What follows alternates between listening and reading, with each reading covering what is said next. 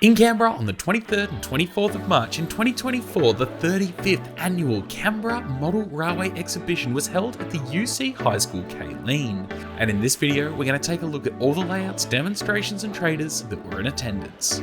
This video and other exhibition reports on this channel are made possible by the Patreons on Patreon. And if you're interested in gaining early access to videos while supporting their production, head over to my Patreon, linked in the description below. And of course, if you are new here, don't forget to be subscribed so you don't miss out on any upcoming videos that come out regularly.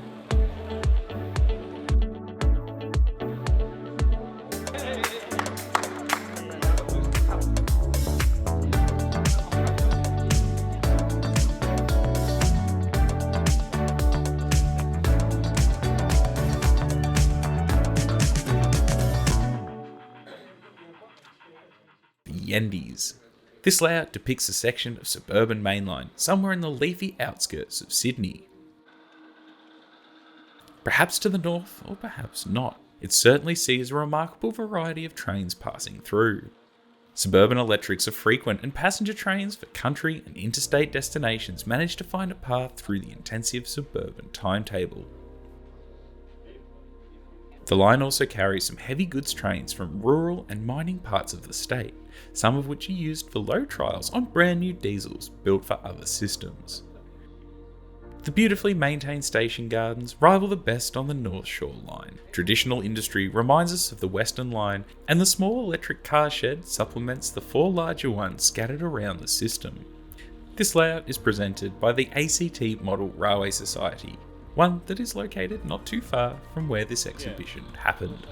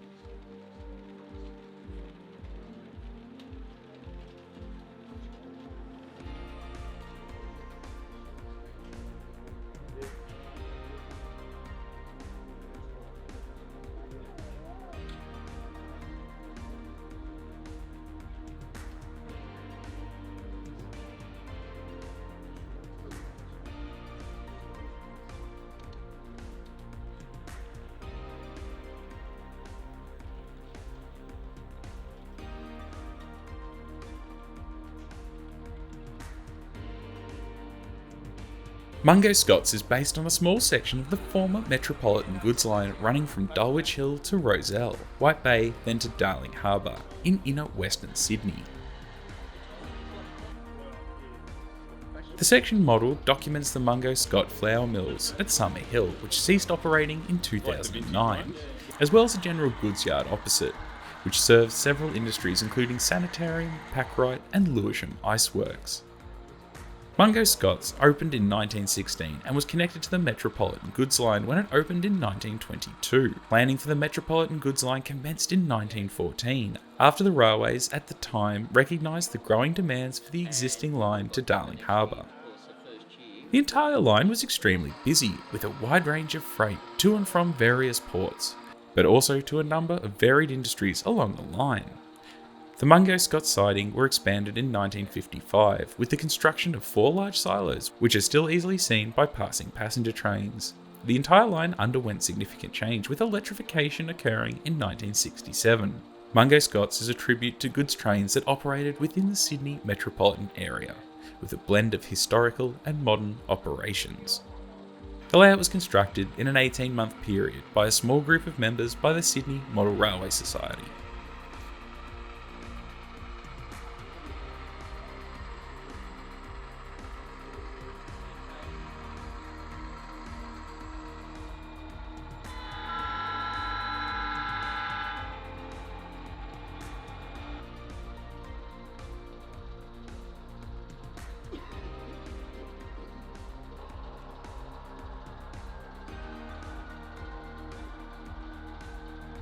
Right.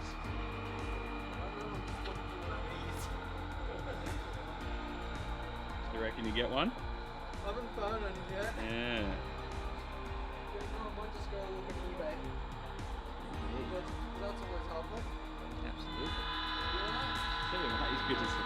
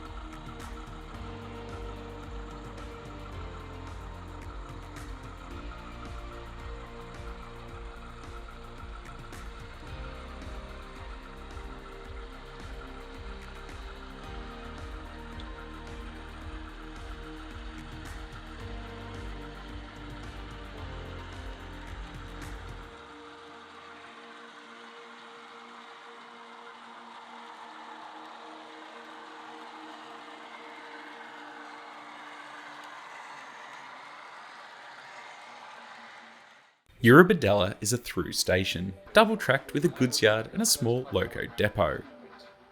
It's in HO scale and it represents a mythical New South Wales outer suburb station, catering for all types of rail traffic. Okay. The track and construction design maximises flexibility, and it either uses a point-to-point using a storage traverser at one end or oval configuration for exhibition display. It's suitable for club operating sessions or the single home operator. The Eurobodalla Model Railway Club is 100% membership club of the NMRA in Batemans Bay, New South Wales.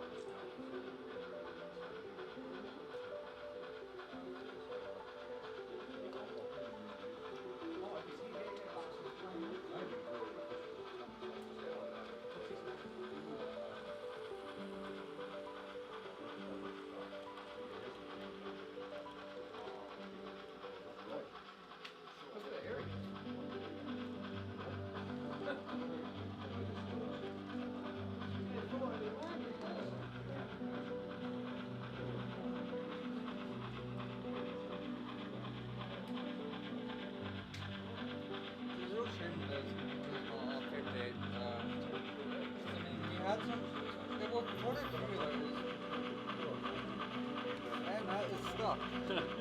Gresham by the Sydney N-Scale Model Railway Club. Gresham is located on the main Western Line, west of Bathurst. Gresham's main claim to fame is that this is where the Western Line changes from a single track to double track operations.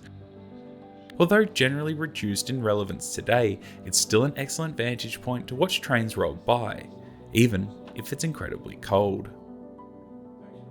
The layout is based on the hamlet as it existed on the 19th of May 1982, just after a rainstorm had passed. However, sometimes it is possible to see more modern trains rolling through.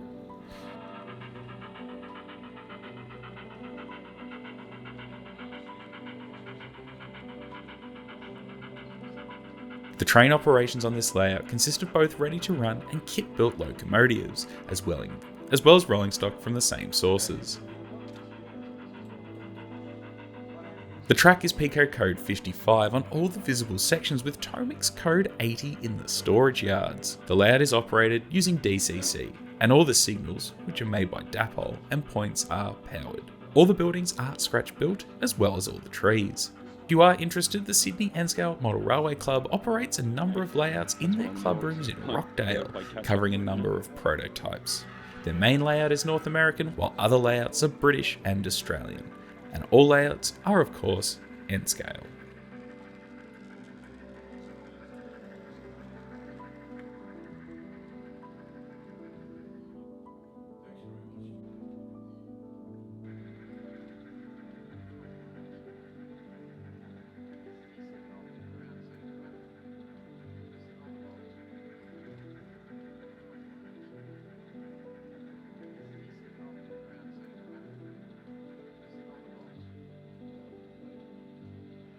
Pushed out of the shed. It's doing a paint job. No, it's pretty quiet on the main south yesterday. At least wherever I was.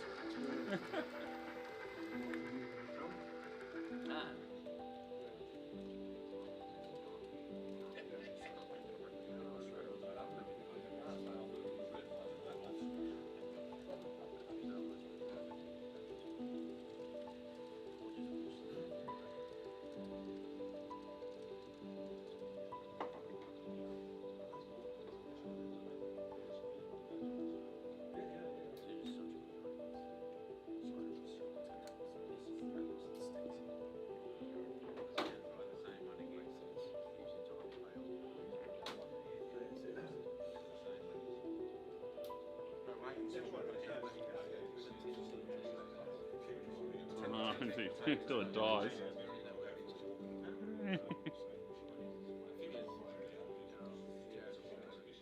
Oh yeah, well I crammed the first one last year. Like the video, which is kind of always a good motivator. It's like a couple of costs. But yeah, I would. Yeah. I'm very impressed with the exhibition. I think a lot of people overlook it, especially like that.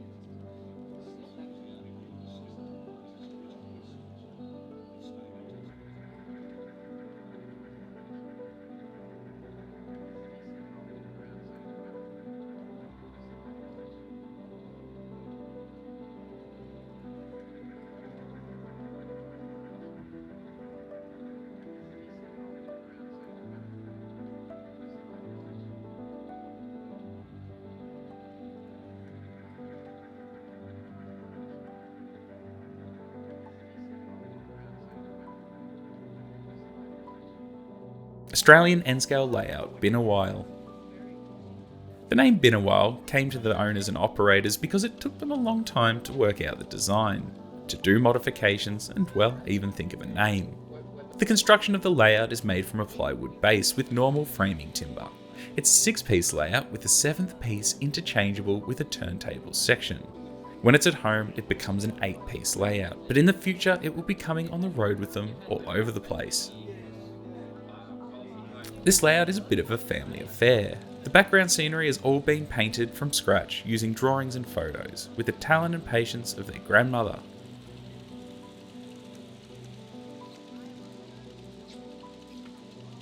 All the rolling stock that they use is New South Wales in theme, which has mixed goods and some passenger trains. And as well as that, for the younger generations, you might also see Thomas the Tank.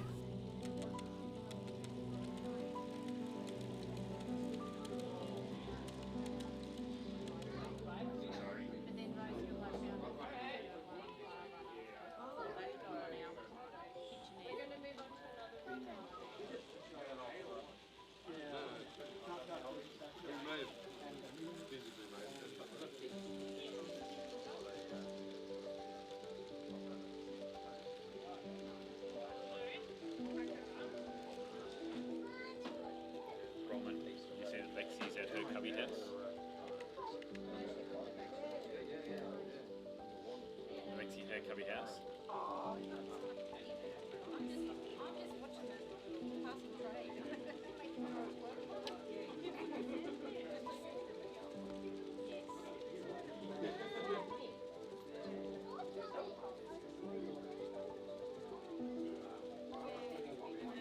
So it can't be too bad. Or they can't get to it. No. No, it's looking good.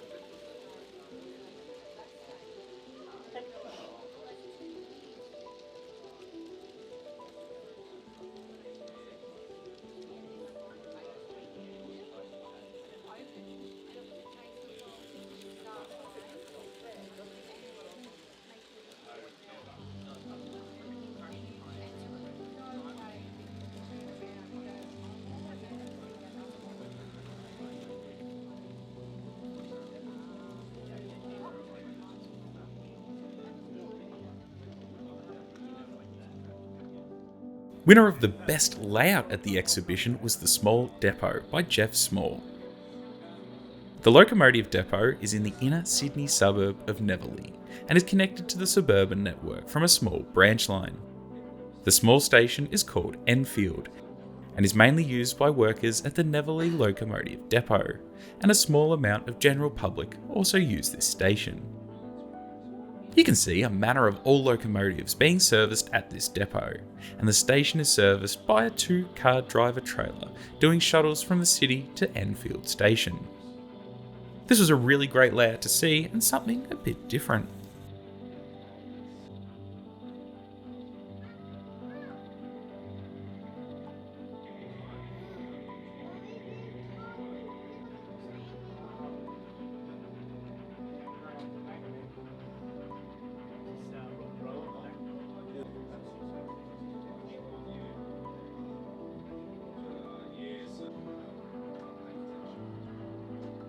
You have a lot of fun with this, yeah. Do you set up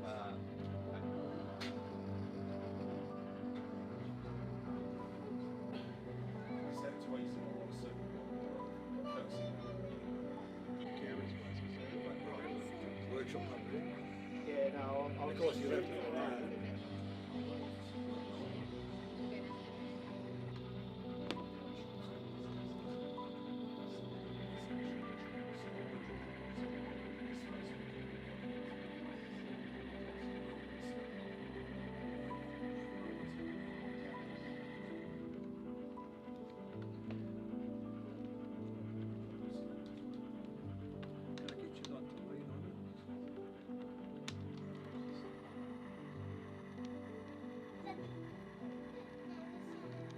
Anyway, mate. Yeah, right. Good.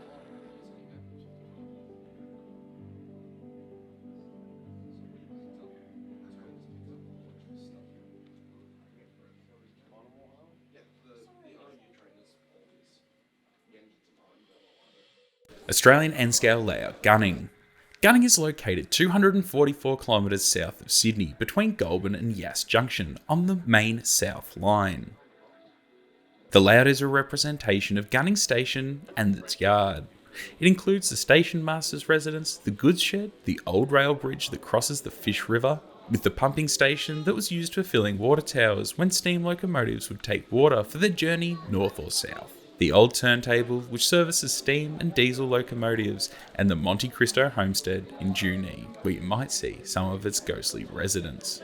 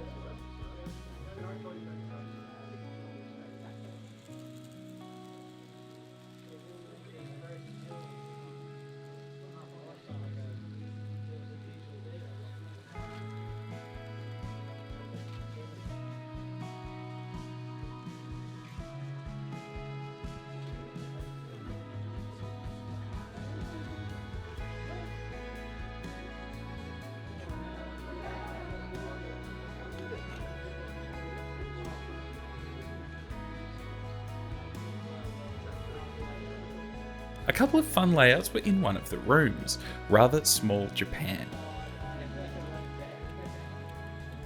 This was a collection of Japanese-influenced tabletop layouts, ones that you don't need much space for, and some really great ideas if you were to build a small little layout in your house.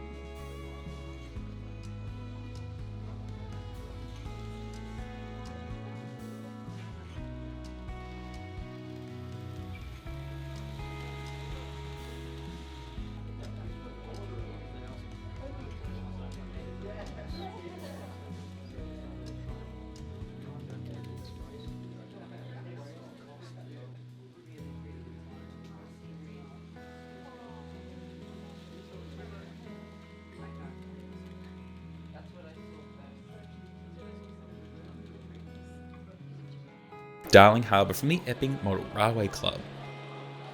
The Darling Harbour goods line began in the 1880s as a branch line from Central Station. By the mid-1960s, the yard had grown to 56 acres in size, the largest in Australia, and handled more than 13,000 trains a year. The Darling Harbour layout is a representation of the western side of this complex, from Ultimo Road to Darling Island Wharves at Pynemont Bay, at its peak of operation in around 1970s through to its close in 1984. The layout includes iconic structures of that period, some of which still exist at the Ultimo Power Station, now the Powerhouse Museum, the Australian Mercantile Building, unfortunately burnt down in 1992, the Goldsboro Mort Building, the Doubles Deck Goods Shed, now the site of a hotel, and the Piermont Power Station, now the site of Star Casino. As well as that, you can also see the shipping wharves.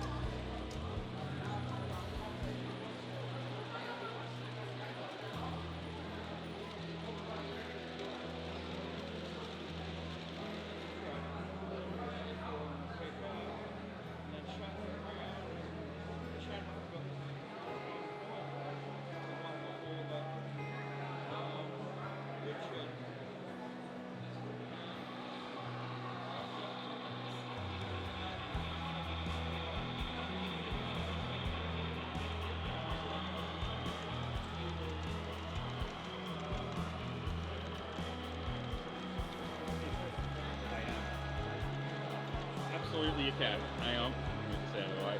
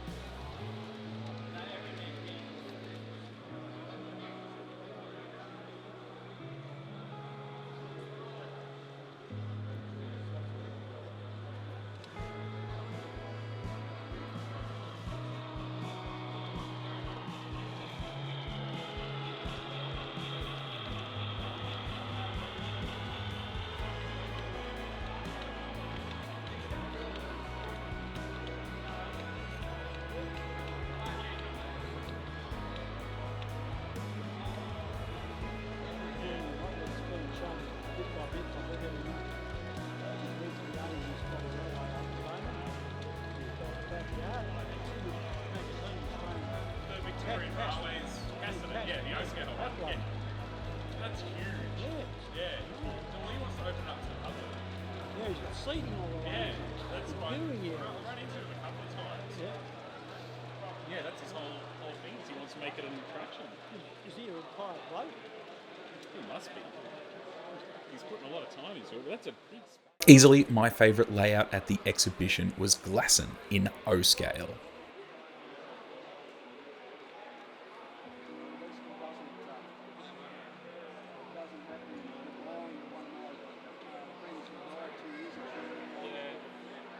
Glasson was initially developed as a simple layout to display mostly scratch-built O-scale South Australian Railways locomotives and rolling stock by Mr. Lloyd Glasson. Sounds like a good time. However, the railway modelling experience of the members of the group recognised the benefits of basing a layout track plan on a prototype, because if it worked for the real railways, then it will generally work for a model. The layout has since morphed into a fictitious location based on a condensed prototype plan from Western New South Wales. This is a branch line layout with the emphasis on shunting operations. This was the first time that this layout had ever been on display, and the owners and operators and builders of this layout did inform me that they do have several plans in mind to continue with this layout, and frankly I can't wait to see where they go next. I don't think it's ever going to happen. Yeah, no, it's and then April's dead.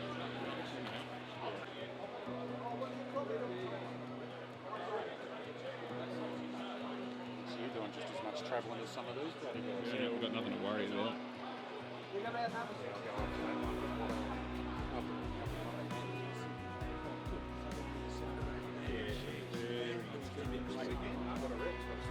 Yeah.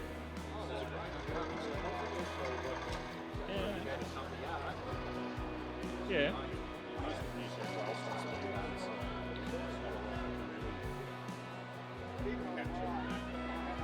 Yeah.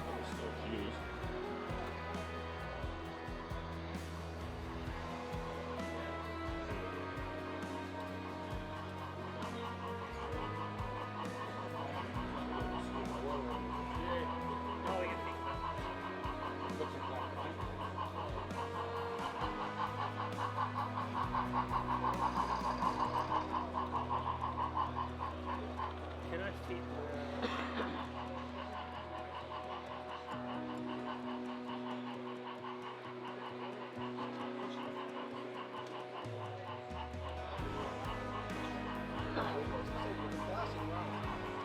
Yeah, I'd be messaging. Excuse me. I'd certainly be messaging you. Yes, I can show you a snow gauge, but it's not working with camera. Yeah.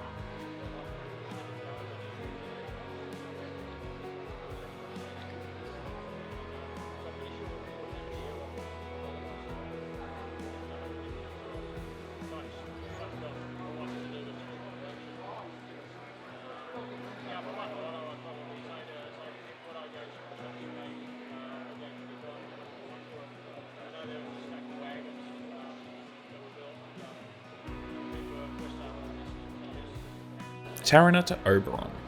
Tarana is situated on the main Western Line, 197 kilometres from Sydney, and was the junction for a 24-kilometre branch line to Oberon. The layout is modelled in N scale and represents the station after 1968 before the change to a single track in the late 1990s, or as it is at present. The buildings on this layout are all scratch built from styrene except for the footbridge, which is a Kirribilli kit. The Oberon extension to Tarana represents the branch line to the terminal station of the Oberon to Tarana railway line, which opened for operations in 1923. And if you do want to find out more about that railway, I did make a video which can be viewed after this one.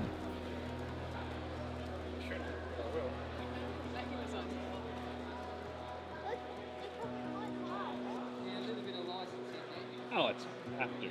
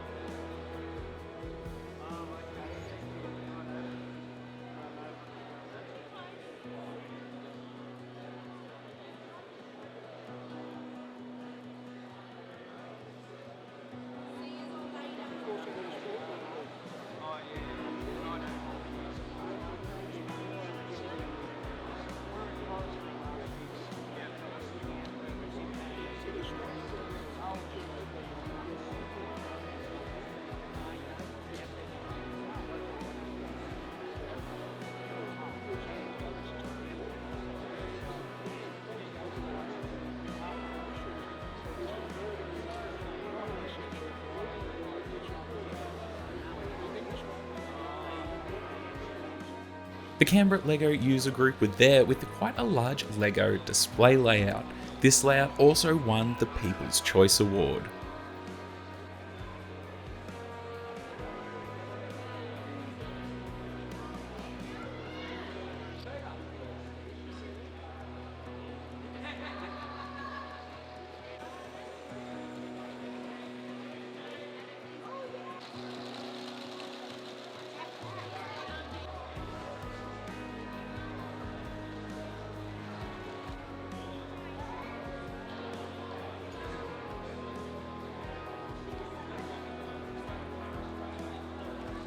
Yeah, no, that should be good.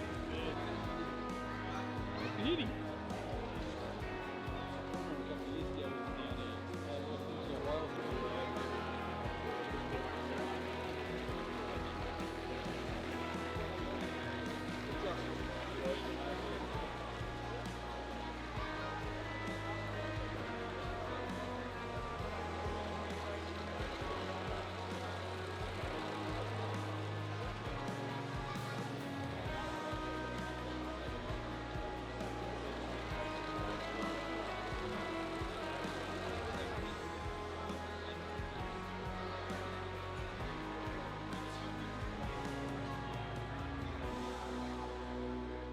The Canberra Monero N-Scale group, who had their T-track layout there. T-track is a recognised method of construction of a modular model railway layout. It has the benefits of being simple to construct, easy to operate, easy to transport, and can be readily expanded as funds and space become available. With this in mind, CMNSG formed a T-track special interest group within the club to produce a new exhibition layout.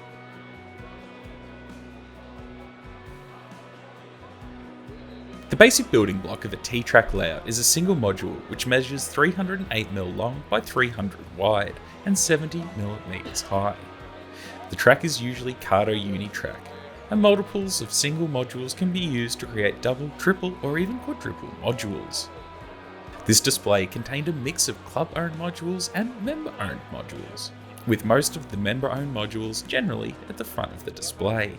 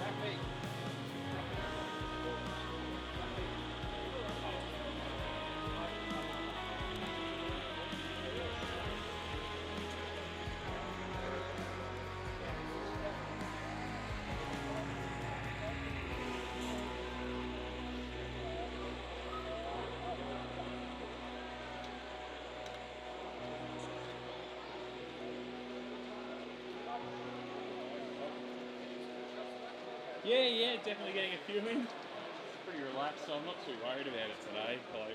Possibly one of the most exciting things that I've seen in a little while was the Fremo demonstration layout. Fremo is a standard form of freeform modules developed in North America, which has an origins in Fremo, a freeform module system from Europe. The objective of the Fremo standard is to provide a platform for prototype modelling in a flexible modular environment. Fremo modules not only provide track to operate realistic models, but also emphasise realistic, plausible scenery, realistic, reliable track work, and operations. The idea of Fremo is designed and continues to push the envelope of modular model railways to new heights, and this being an all-Australian and easy-to-follow standard, I can't wait to see where it goes next, and I'm very much looking forward to seeing it grow at more exhibitions.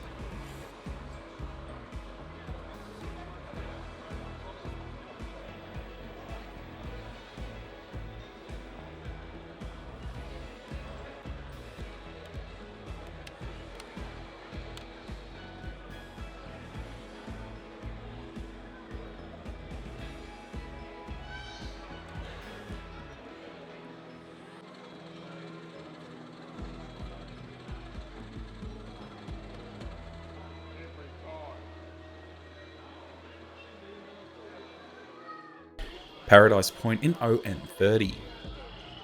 Paradise Point is a freelanced ON30 scale layout measuring 1800 by 1200 millimeters.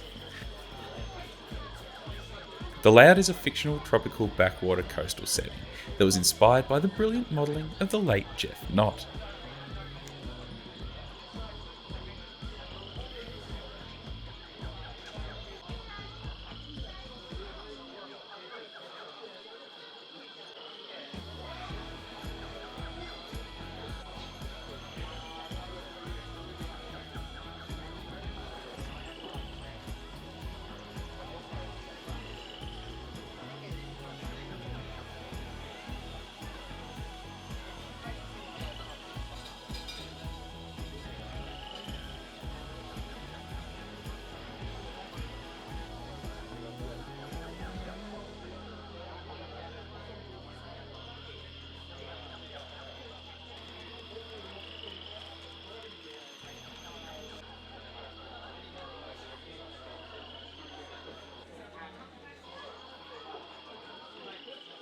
Grandads Toy Trains, who had two layouts at the exhibition. One was an O-gauge layout displaying toy train items made in Britain, Europe, America and Australia. These trains run on tinplate track and are powered by low voltage electricity or a clockwork mechanism. The other was a British 00 scale layout featuring Hornby 00. Trains made in Britain by Meccano Limited from 1938 to 1964. The layout also includes a 3-rail tinplate track with a later 2-rail plastic base track on the outside circuit. Do you want to use, can I?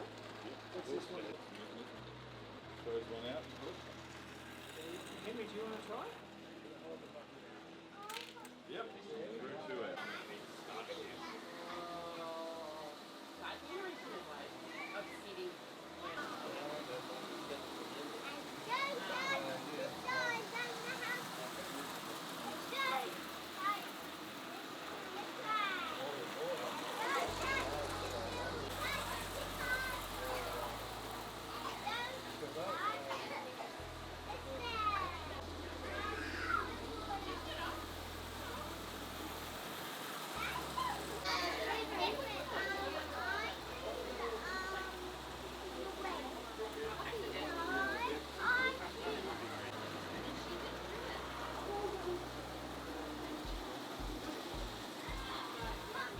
Penny B Railroad is a small Thomas the Tank Engine themed layout set in the English countryside.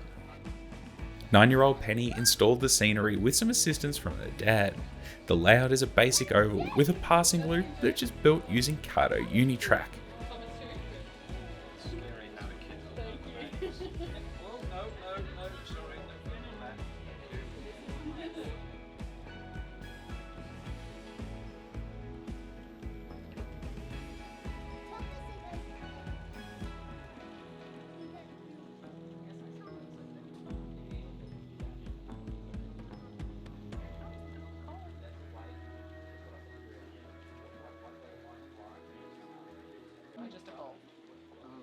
And I figure the tunnel is, Why not? Tunnels are fun. Yeah, totally. and then just went from there. Amazing.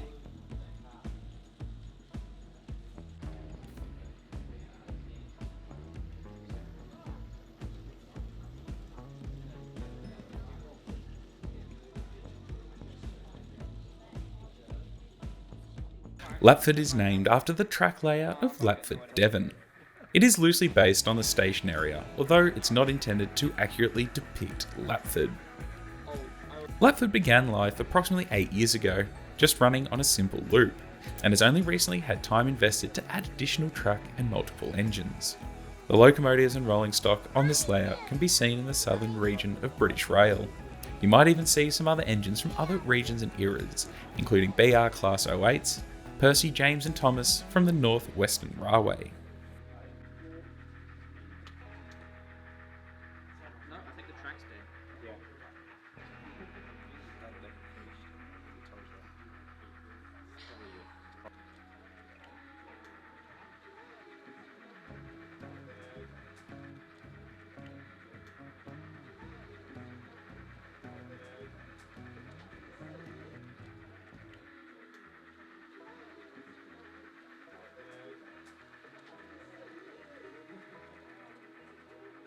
I'm not doing that.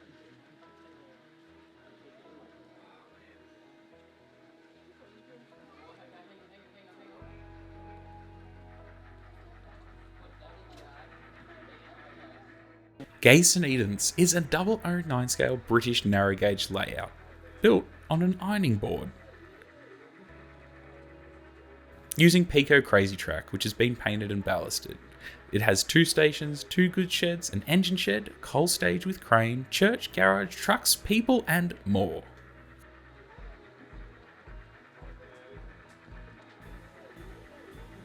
This has to be one of the most unique and interesting layouts at an exhibition that I've seen in quite some time, and I'm sure that pack up and setup for this layout is, well, an absolute breeze.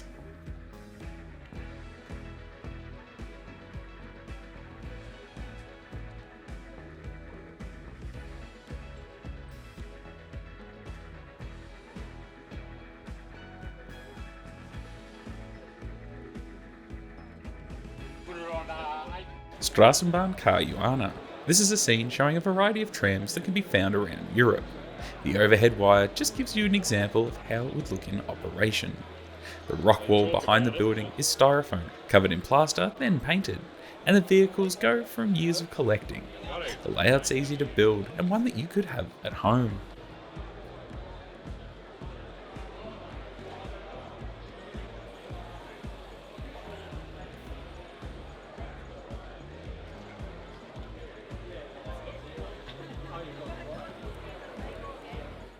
Now you also had a number of small layouts there, like Kookaburra Creek,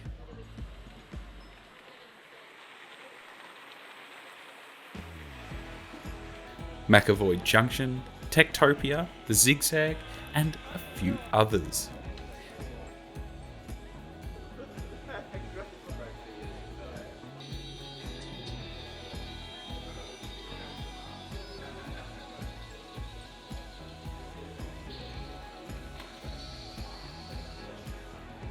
As well as that, you also had a modelling clinic where you could sit down and discuss all the facets of kit building, scratch building, or just general model railway questions.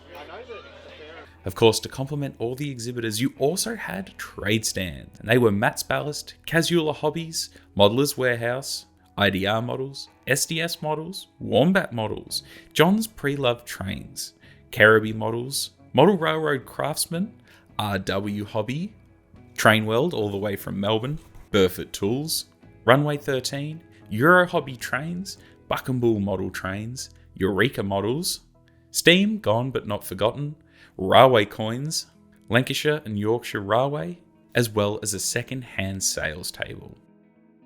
So there we go. I hope you've all enjoyed coming along to the 35th annual Canberra Model Railway Exhibition presented by the Canberra Model Railway Club Incorporated. Now, if you are keen to come to the 2025 exhibition, the dates are the 29th and 30th of March, and personally, it's one that I very much enjoy going to, and I'll hopefully be back in 2025. And of course, if you do have any feedback, please leave it in the comments below. But thank you all so much for watching, and I'll see you all again soon. Hooroo!